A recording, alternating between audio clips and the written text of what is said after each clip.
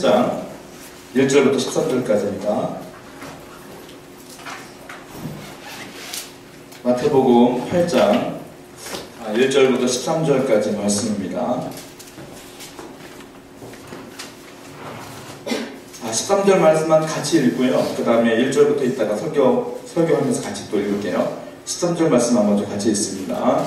시작. 예수께서 백부장에게 이르시되 가나 네 믿음대로 될지어다 하시니 그 즉시 하인이 나으니라. 아멘.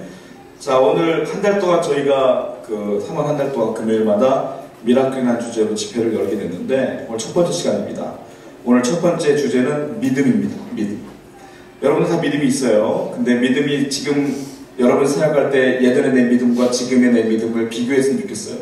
과연 내 믿음이 여전한가? 그렇지 않다면 좀 회복의 시간을 가졌으면 좋겠습니다. 자, 말씀 한번 읽어볼게요. 1절과 2절 말씀을 같이 읽습니다. 1절과 2절 시작. 예수께서 산에서 내려오시니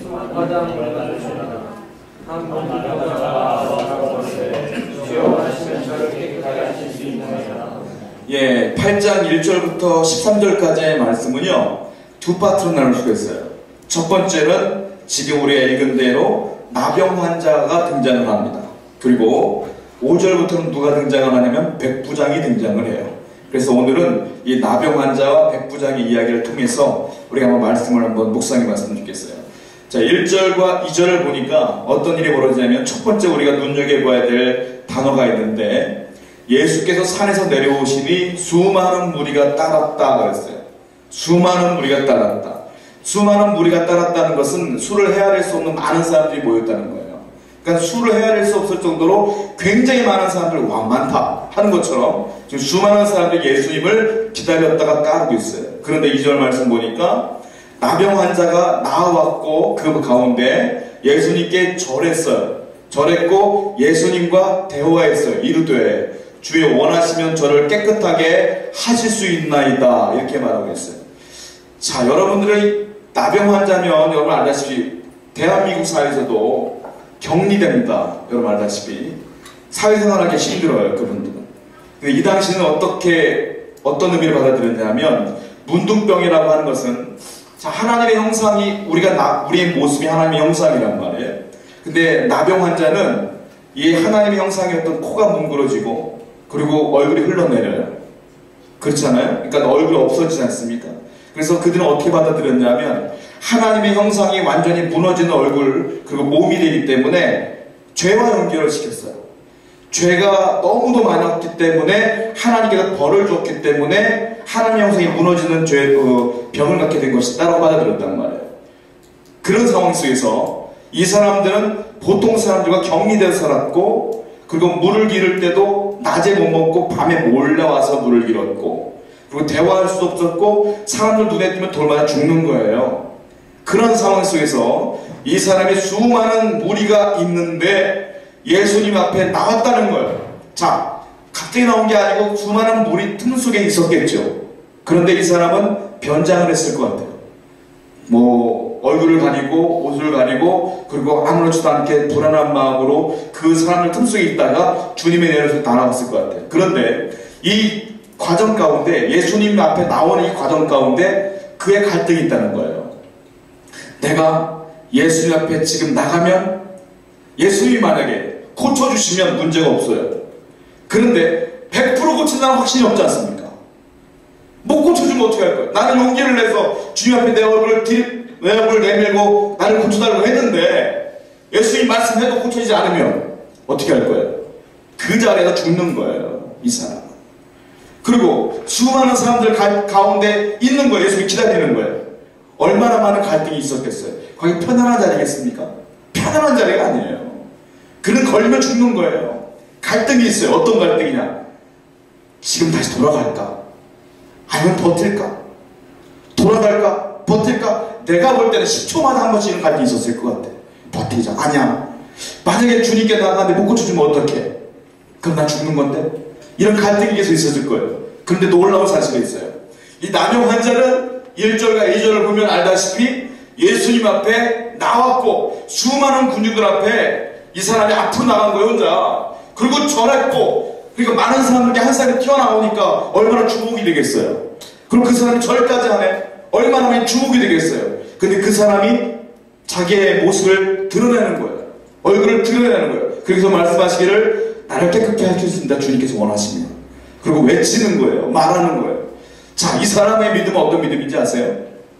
주님을 믿긴 믿었으나 끝까지 믿었다는 거예요. 이런 갈등을 넘어서서 끝까지 믿었다는 거예요. 그리고 주 앞에 끝까지 나갔다는 거예요. 불확실성이 있음에도 불구하고 끝까지 믿었다는 거예요. 여러분의 믿음은 어떤 믿음이에요? 믿긴 믿죠. 주님이 내게를 인도할 걸 믿죠. 말씀하신 대로 이루는 걸 믿죠. 그런데 어느 순간 갈등이 시작되고 우리 마음 가운데 믿어야 될지 말아야 될지 고민도 되고 또 믿었다 안 믿었다 갈등이 되지 않습니까? 여러분, 우리가 이 나병 환자에서 배울 게 있습니다. 뭐냐? 믿으려면 끝까지 믿어라. 흔들리지 말고 갈등하지 말고 끝까지 믿으시기 바랍니다. 그럴 때 기적이 나타나는 거예요. 이 사람이 처음에 믿음으로 시작했으나 갈등하며 나가지 않았다면 이 사람의 병은 영원히 고쳐지지 않았을 거예요. 주님 앞에 나가지 않았으면 영원히 그냥 나병만으로 죽었을 거예요. 사랑하는 여러분, 믿음은 처음도 중요하지만 마지막까지 그 믿음을 유지하는 게 더 중요한 줄로 믿습니다. 그러니까 갈등하지 마시고 갈등할 때 반드시 믿음의 결정을 하길 원해요. 스탠리 존스라고 하는 인도의 선교사님이 계시는데 이분이 긍정적인 믿음을 소유한 분이에요. 90세가 넘어서까지 사신 분인데 이분이 마지막에 그 연세가 되시다 보니까 풍을 맞았어요. 중풍을 맞아서 이게 손발을 못 쓰게 됐단 말이에요. 근데 이분이요, 나이도 많아요. 70대 넘어서 풍을 맞은 거야. 그리고 보통 사람들 같으면 먹을 만치 먹었으니까 이제 포기하고 이제 하나님 날 데려가 주세요 라고 기도할 텐데 이분은 그렇지 않아요. 이분은 하나님께서 끝까지 날 고쳐줄 걸 믿었어요. 믿고 어떻게 했냐면 자기가 알고 있는 많은 사람에게 연락을 다 주셨어요. 하나님이 날 고쳐주실 겁니다. 나를 위해 중보하십시오. 나를 중보하십시오. 어떤 사람은 말해요. 목사님, 그냥 좋게 하나님께 기도하며 믿음으로 임종을 기다리는 건 어떤가요? 라고 하는 사람도 있어요. 또 많은 사람은 알겠습니다. 기도하게 돼요. 그리고 병원에 입원했는데 간호사가 아침마다 오잖아요. 간호사가 뭐라고 말하냐면, 여보셔, 내가 아침에 잠을 자고 있으면 나를 깨우시고 항상 나에게 이렇게 말하세요. 내가 나사렛 예수의 이름을 명하노니 일어나 걸어라. 꼭 아침마다 말하면 나 혼날 줄 알아요. 그렇게 얘기했다는 거예요. 간호사가 맨날 아침마다 왔고 목사님을 깨우시고 내가 나사렛 예수의 이름으로 명하노니 일어나 걸어라 그랬다는 거예요. 근데 결국 이 목사님이 히말라야 쪽으로 휴양을 가셨다가 나왔어요. 나왔고 설교까지 하시다가 돌아가셨어요. 여러분, 이 정도 믿음이 진짜 믿음이 아닐까요? 어떤 험한 일이 있을지라도, 어려운 일이 있을지라도 그 일을 끝까지 믿는 게 중요하지 않을까요? 우리는 조금만 어려우면 확 무너졌다가, 그럼 조금 올라오다가 또 문제가 생기면 확 무너졌다가 믿었다 말았다 갈등하며, 그리고 평생을 살면 얼마나 불행하겠어요. 하나님이 여러분에게 믿음을 주실 때 그렇게 믿으라고 믿음 주셨겠어요? 아니죠. 믿음은 어마어마한 파워가 있는데 왜 그 파워를 못 누리시나요? 믿음은 환경이 다 무너져도 믿음이 강한 사람은 아무렇지도 않은 게 믿음인 거예요. 근데 많은 사람은 환경이 조금만 변화돼도 완전히 무너져서 막 무너져 버리시나. 세월의 백성도 여러분, 여러분의 믿음은 끝까지 믿는 나병 환자 같은 믿음을 소유해야 될 줄 믿습니다. 우리 이 믿음을 오늘 회복하셔야 돼요. 어떠한 어려움이 있어도 하나님을 향한 그 믿음은 흔들려서는 안 된다. 자, 우리 또 하나 생각해 볼겠습니다. 말씀하겠습니다. 3절 말씀. 3절 말씀. 시작.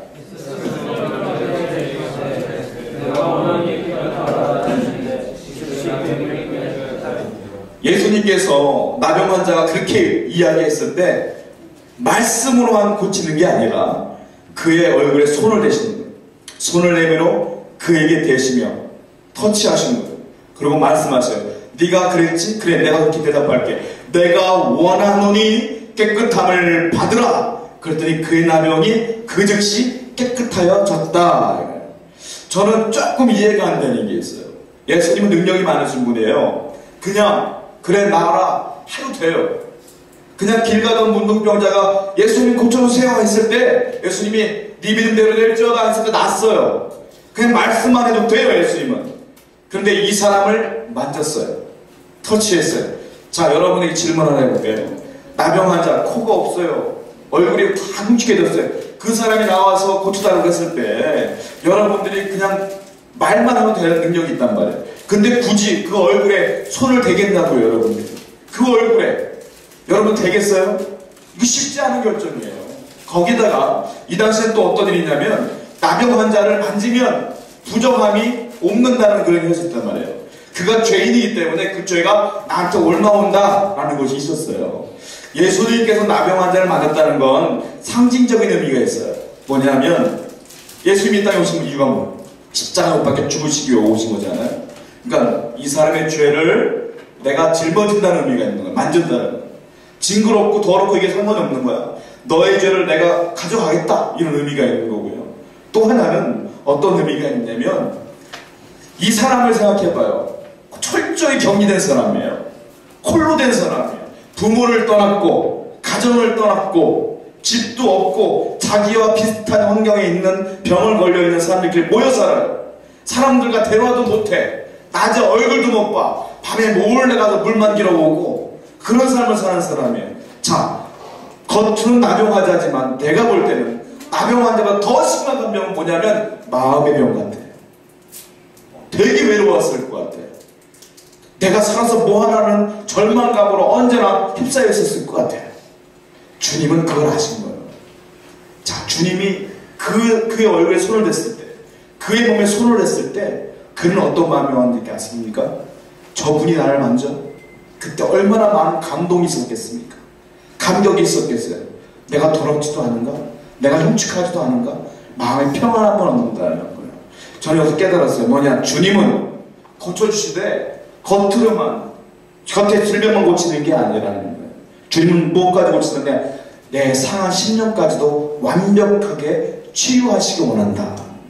믿음의 사람에게 원하시는 하나님의 축복은 뭐냐? 겉으로만 치유가 아니라 영적으로까지도 완벽하게 회복하시고 치유케 원하시는 것이 하나님의 뜻이다. 사랑하는 여러분, 마음이 심각합니까? 마음이 어려워요? 겉으로 말짱한 사람이 현대인들 많아요. 제가 목회하다가 어른들, 제가 또 강령에서 목회했잖아요. 그분들과 대화하다가 돈도 많아요. 가정도 행복해 보여요. 할 거 다 해요. 그런데 그분들과 대화하면 대화다 맨날 울어.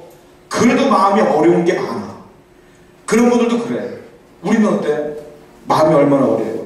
이 마음을 터치하시고 치료하시는 분은 주 예수밖에 없어요.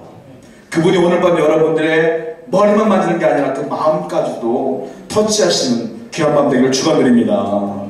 코끼리가 있는데 코끼리가 서커스 단 보면 조그만 말뚝에 묶여있는 것들 보지 않았습니까? 제가 TV나 영화 같은 데 보면 그 조그만 말뚝에 쇠사슬 같은 걸로 묶여있는 코끼리를 많이 봐요.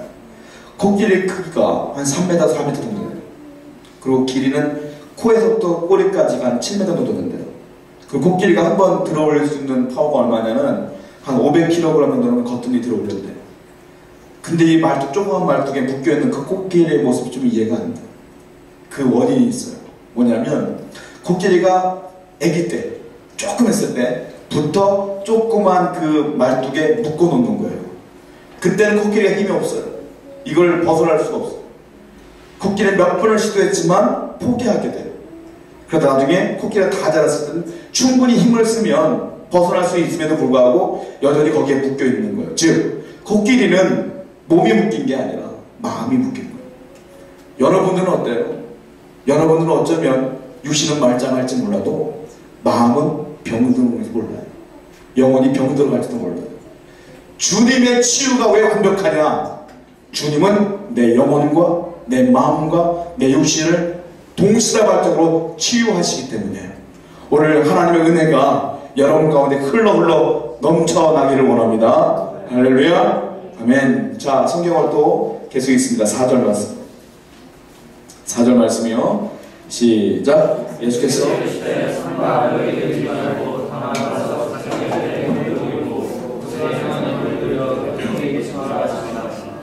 이게 좀 난해한 구절이에요. 왜 예수님은 이 사람을 고쳐놓고 삼가 아무에게도 이르지 말아라 말해요. 그 다음에 두 번째로 말하는 건 가서 제사장에게 내 몸을 보이고 모세가 명한 예물을 드려 그들에게 입증하라 이렇게 말씀하시는 거예요.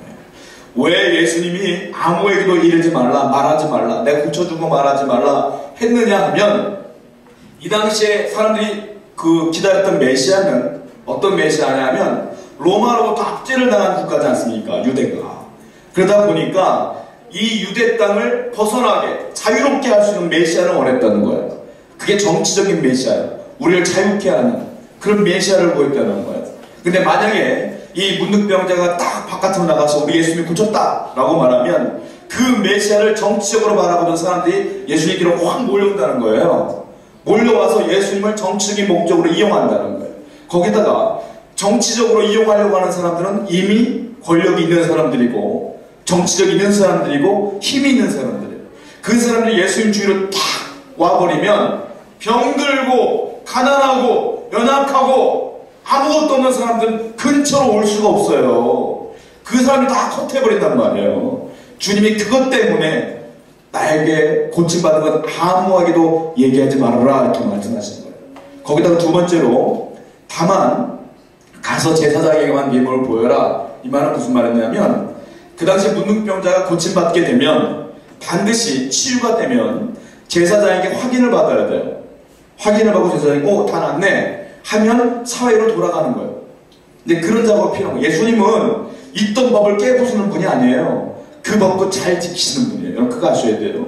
예수님은 우리가 사회생활하다 보면, 이 세상을 살다 보면 규칙이 있지 않습니까? 규칙을 다 끝내버리고 예수님 마음대로 하신 분이 아니에요. 지킬 거 다 지키시면서도 불의한 건 깨고 그렇지 않은 건 다 지키신 분이란 말이에요. 근데 그 얘기란 말이에요 지금. 자, 그런데 여기서 조금 더 깊게 생각해 볼 게 있어요.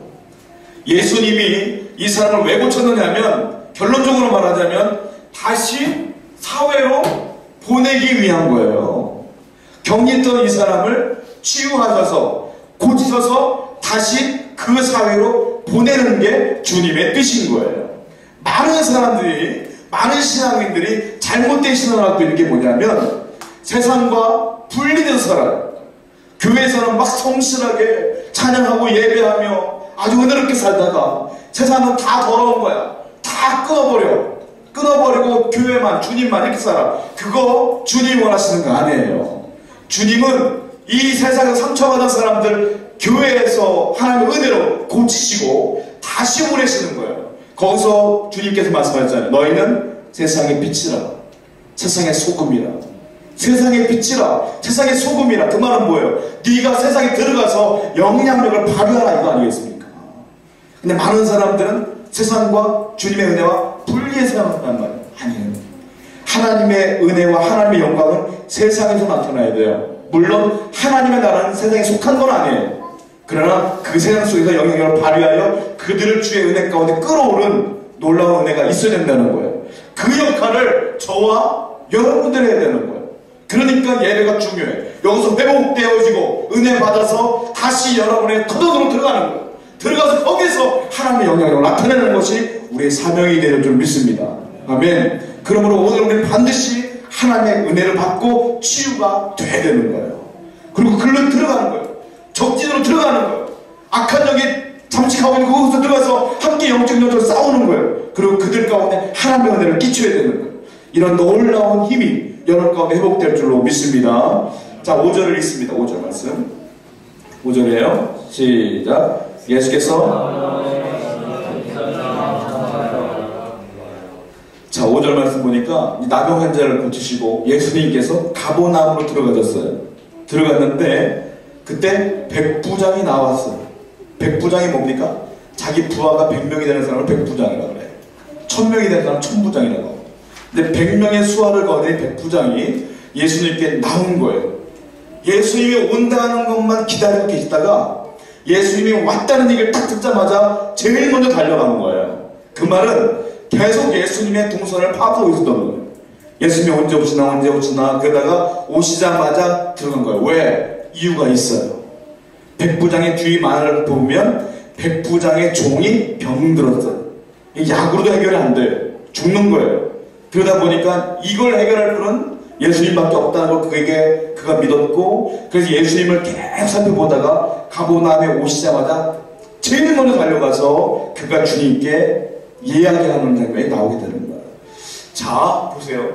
이 사람이 백부장이 예수님께 제일 먼저 달려나갔어요. 이유가 뭔지 아십니까? 왜 그가 그렇게 할 수밖에 없는지 아세요?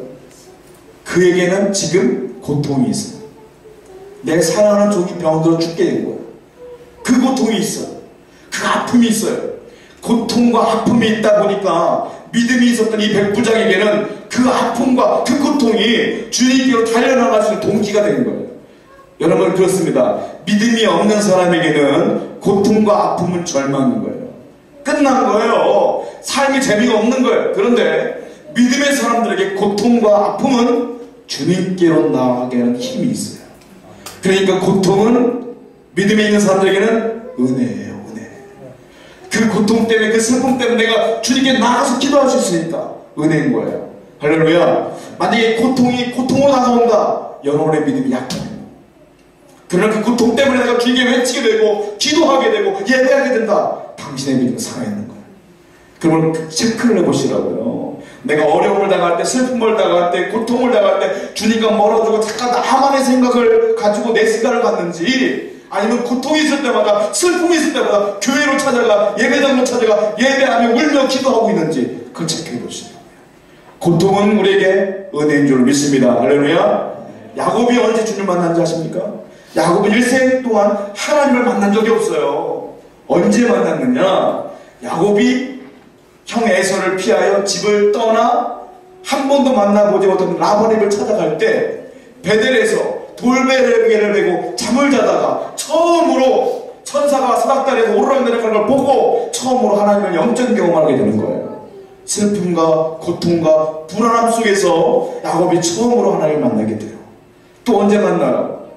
다시 집으로 돌아가다가 형 에서가 아직도 자기를 죽인다는 얘기를 듣고 야복 강가에서 그가 건너가지 아니하고 밤새도록 천사와 씨름하며 기도하다가 하나님을 진짜 경험하지 않습니까? 그거 언제? 불안함과 두려움과 고통 가운데 만난 거예요. 고통은 하나님의 사람들에게는 은혜예요. 은혜. 분당에 있는 한 교회 목사님이 책을 쓰셨는데 그 책 속에 유명한 말씀이 있더라고요. 그분이 쓴 책을 제가 읽어드릴게요.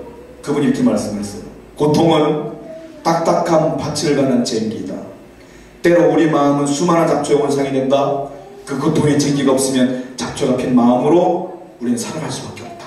또 말해요. 고통은 해변을 쓸고 지나가는 폭풍이다.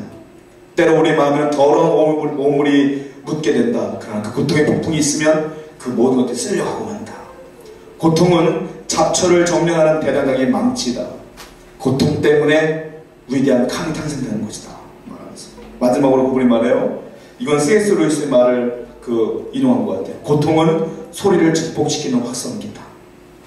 때로 우리는 진리와 양심의 소리를 동감하게 된다. 그때 고통의 확성기가 없으면 진리와 양심의 소리를 외면하고 불신과 미신의 늪에 빠질 것이다.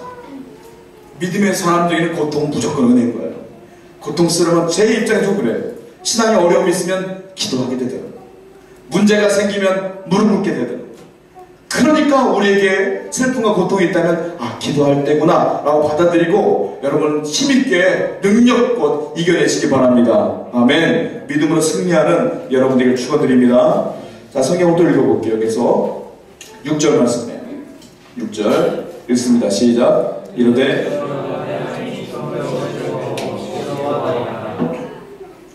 자, 내 하인이 중풍병으로 집에 누워 몹시 괴로워하나이다. 백부장의 하인이 지금 중풍병에 걸린 거예요. 죽을 병인 거예요. 이것 당시에는. 자, 지금도 중풍에 맞으면 정상으로 100% 완전히 돌아오기가 쉽지 않습니다. 여러분 알다시피. 빨리 조치를 취하지 않으면 그냥 돌아가시게 돼요.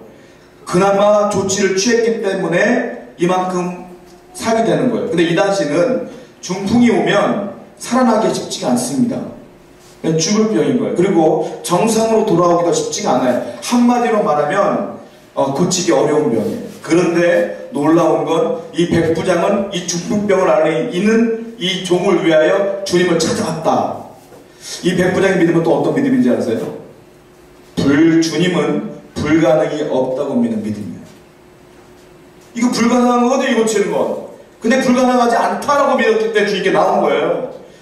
수로보니게 여기 기억하시죠? 성경에 예수님께서 말씀하시죠. 자녀의 떡을 어떻게 개에게 던져주겠느냐. 그때 그녀가 뭐래요? 아, 맞습니다. 그러나 개도 떨어지는 부스러기를 먹을 수 있지 않습니까? 주님은 가능하다고 믿기 때문에 다 견디는 거예요. 어려운 거 다 견디는 거예요. 주님에게 불가능이 없다고 믿는 사람들에게는 그런 모든 것도 어려움도 아닌 거예요. 다 견디는 거예요. 12년 동안 혈을 통하신 여인 기억하시죠? 예수님 옷자락 맞으면 안 돼. 이거는 문득병과 똑같은 거예요. 그 더러운 것이 주님께로 올라가는 거예요. 그 걸리면 죽어요. 근데 이 여인은 목숨을 걸고 주님의 옷자락을 만져요. 왜? 주님은 이 병 고칠 수 있다. 불가능이 없다. 믿었기 때문에 목숨 거는 거예요. 그리고 여러분들 그 유럽에 활동하고 있는 한 의사가 있는데 중국계 미국인이 있습니다. 황영우평이라는 그 의사가 있는데 그분이 75세 된 시체에 209를 해부를 했어요. 근데 공통점이 있어요. 209의 그 공통점이 뭐냐면 전부 다 암이 있더래요. 전부 다 그 시체 안에. 어쩌면 저와 여러분 속에도 전부 다 암이 있을 줄 몰라요. 75세 이상 넘어가면 다 암이 있더래. 그런데 사망 원인은 암이 100%가 아니에요. 암은 25%만 암으로 죽었고 암으로 죽은 게 아니야. 나중에 알고 보니까. 이유가 뭐냐? 암이 사람을 100% 죽이는 게 아니라 암입니다 라고 했을 때 사람들의 반응이 있어요. 어떡하지? 하는 순간 걱정과 근심에 휩싸인 사람들은 면역체계가 무너진대요. 그러면서 암 외에 다른 병들이 발생되어지고 합병증을 유발하게 되면서 돌아가시는 거예요. 그런데 많은 사람들은 믿음을 가진 사람들은 암입니다 했을 때 어떡하지 하지만 바로 추스린다는 거예요. 그 기도하기 시작한다는 거예요. 그리고 회복 능력도 뛰어나다는 거예요. 여러분 그걸 아셔야 돼요. 주님은 불가능한 것이 없다라고 믿는 사람은 당신 암입니다 해도 그래도 데미지가 믿음이 없는 사람보다 덜하다는 거예요. 여러분 그러므로 주님은 불가능이 없다는 믿음을 가지고 믿고 나가면 여러분의 삶이 바뀌어요. 주님이 개입하셔요. 역사하셔요. 이 믿음을 오늘도 회복하시기 바랍니다. 다시 한번 말씀드려요. 주님은 불가능한 것이 없어요. 옆에 분과 인사했으면 좋겠습니다. 주님은 불가능함이 없습니다. 인사합시다. 아멘. 7절, 8절, 9절 한번 읽어볼게요. 시작. 이르시되 내가 가서 고쳐주리라. 백부장이 대답하여 이르되 다만 말씀으로만 하옵소서. 그러면 내 향이 낫겠습니다. 나도 남의 수와 있는 사람이요 내 아래도 군사가 있으니 이더러 가라 하면 가고 저더러 오라 하면 오고 내 정도로 이르시라. 자, 백부장이 예수님께서 그래 내가 찾아갈게 너희 집에 가서 내 고쳐주마 했을 때 백부장이 말하는 게 뭐냐면 아닙니다 오지 마세요. 그냥 말씀만 하세요 라고 말했어요. 대부분의 제 주석을 찾아봤더니 대부분의 주석은 어떻게 표현했느냐면 왜 백부장이 오지 말라고 했느냐면 민망했다는 거예요. 자기가 이방인이야 유대인이 아니기 때문에 유대인의 집에 오는 것도 아니고 예수님이 이방인의 집에 간다는 건 문제가 생길 수 있기 때문에 예수님을 배려하여 그가 오지 마십시오 라고 한 거라는 거예요. 그런데 성경을 또 묵상해봤어요.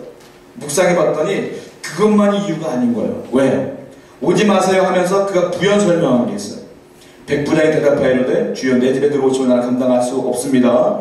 한번 말씀만 하옵소서. 그럼 내 향이 낫겠습니다. 나도 남의 수하에 있는 사람이요 내 아래에도 군사가 있으니 이더러 가라 하면 가고 저더러 오라 하면 오고 내 정도로 이것을 하라 하면 하나이다. 이것을 부연 설명한 거예요.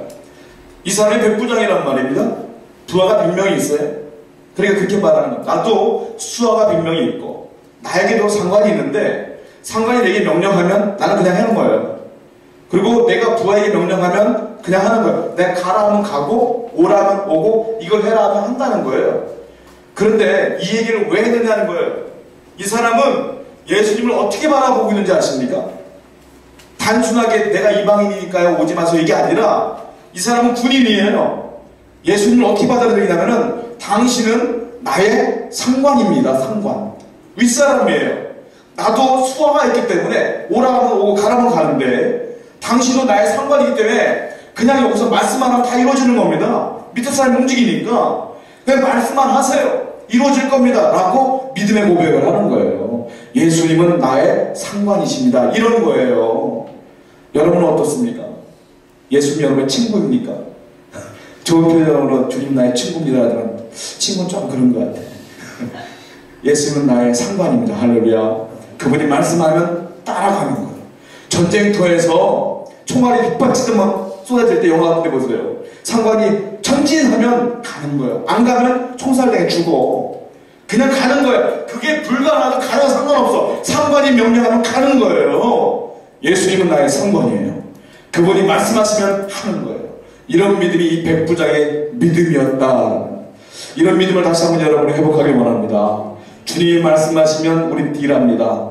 주님 이건 조금 마음에 감동이 오면 바로 순종하는 게 아니라 예스하는 게 아니라 한 번 더 생각해보고 또 기도해봐요. 그 부담스러워 또 기도해봐. 똑같은 말씀에 또 기도해봐. 그러면서 계속 예수님을 다음에 설득하기 시작해. 주님을.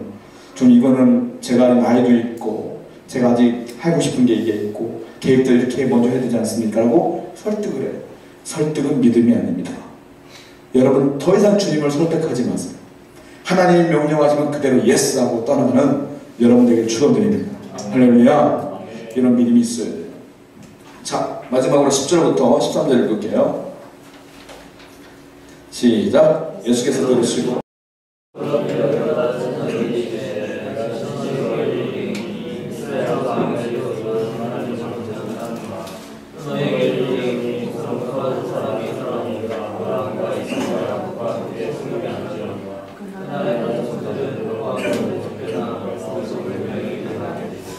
예수께서 백부장에게 이르시되 가라 네 믿음대로 될지어다 하시니 그 즉시 하인이 나으니라.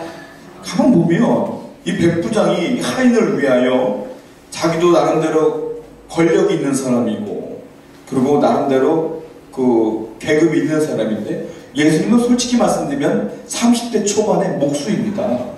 백부장은 그 부하가 100명쯤 된다는 것은 나이가 좀 있다는 소리예요. 근데 이 사람이 나이도 어린 예수님한테 목수인 예수님에게 그것도 그 유대인 예수님에게 이렇게 부탁을 한다는 건 자존심 상하는 문제예요. 근데 그가 그 믿음의 고백을 하면 나가는 거예요. 솔직히 이런 얘기를 이 사람이 굳이 들어야 될 이유가 없는 거고 이런 부탁을 해야 될 이유가 사실 없는 거예요. 그런데 이 사람은 알다시피 믿음이 있는 사람이에요. 믿음이 있는 사람에게는 나타나는 증상이 있어요. 누구나에게도 이런 증상이 나타나야 돼요. 뭐냐? 믿음의 사람은 항상 은혜만 받고 수동적인 삶을 사는 사람들이 아니에요. 믿음의 사람들은 반드시 사역을 해야 돼요. 일을 해야 돼요. 그게 뭔지 아세요? 중보자가 된 거예요. 이 사람을 위하여 내 하인을 위하여 병들어 죽어가는 이 하인을 위하여 대신 부탁하고 기도하는 역할을 하는 게 이 백부장이에요. 여러분들은 여러분의 믿음만 추스리다 정치 없지 않아요? 그 믿음은 내가 넉넉한 믿음이 못됐다는 거예요. 내 믿음이 넉넉하다는 건 나뿐만이 아니고 교회와 내 주위에 있는 사람들을 위하여 사역하는 것이 진정한 믿음의 사람들이에요. 기도해주고 어려우면 위로해주고 그를 세워주고 그 역할을 하는 중보자가 되기를 축원드립니다. 성숙한 믿음의 소유자가 되기를 축원드립니다. 아브라함은 자기 조카 롯을 위해 중보했어요. 하나님 말하면 소돔과 고모라를 멸망시키겠다. 하나님 의 50명이 있으면 멸망시키겠습니까? 아니. 45명은요? 아니. 40명은요? 아니. 30명은요? 20명은요? 10명은요? 마지막까지 중보하다가 그 롯을 위해 기도하다가 소돔과 고모라를 위해 기도하다가 그가 밤을 새지 않습니까? 이게 중보자예요. 사랑하는 여러분, 여러분의 사랑하는 누군가를 위하여 기도해주고 위로해주는 귀한 믿음의 사람 되기를 간절히 축원드립니다. 잠깐 기도하고 잠깐 쉬는 생각을 해보겠습니다. 제가 기도할게요. 그러신 아버지 하나님, 이제 기도하려 합니다. 우리 마음 가운데 은혜를 부어주시고 성령을 부어주시어서 다시 믿음을 회복하는 귀한 시간 될 수 있도록 인도하여 주시옵소서. 하나님 아버지 백부장과 같은 나병 환자와 같은 믿음을 회복시켜 주셔서 이 시간 완전한 치유를 경험하는 귀한 시간 되게 하여 주시옵소서. 감사합니다. 예수님의 이름으로 기도드렸사옵나이다. 아멘.